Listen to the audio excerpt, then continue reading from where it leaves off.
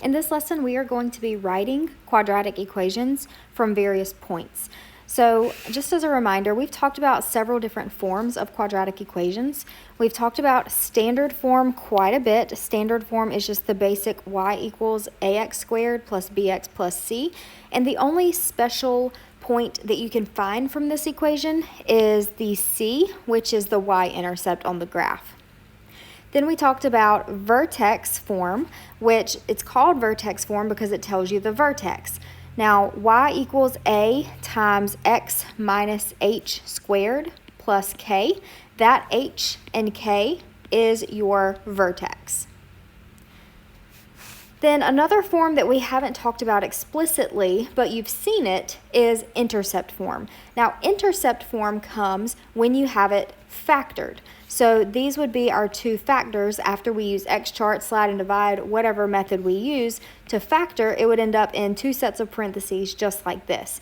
So this intercept form actually tells you the x-intercepts, because remember, when we had our two sets of parentheses, we would take each set and set it equal to 0. That's how we found solutions. Well, those solutions are just your x-intercepts. So P, whatever this number is, and Q, whatever this number is, those are your x-intercepts. So how is this helpful for us writing equations? Well, in order to write an equation for a quadratic in any of those three forms, what we can do is use any points that were given and plug them into those equations. So for example, just to remind you, we have the vertex, which is the either lowest or the highest point. So that vertex, just as a reminder, that is HK. Okay, so your vertex would go into the vertex form as H and K. Then we have your x-intercepts. So that's the points where your graph crosses the x-axis. They're also called roots, solutions, and zeros. They all mean x-intercepts.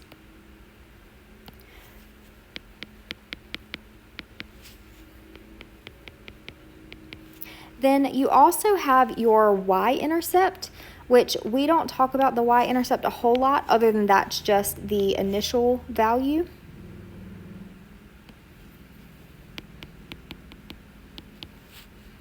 And then you can have any other points on the graph.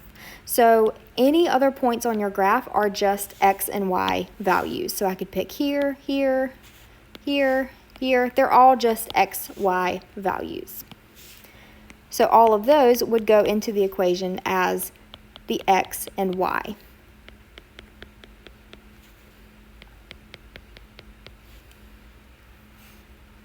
So what we would do is we would take x, y, h, k, whatever numbers we have, we would just plug them into wherever they fit in these equations. So for just an example, if we had hk, we would plug in h and k.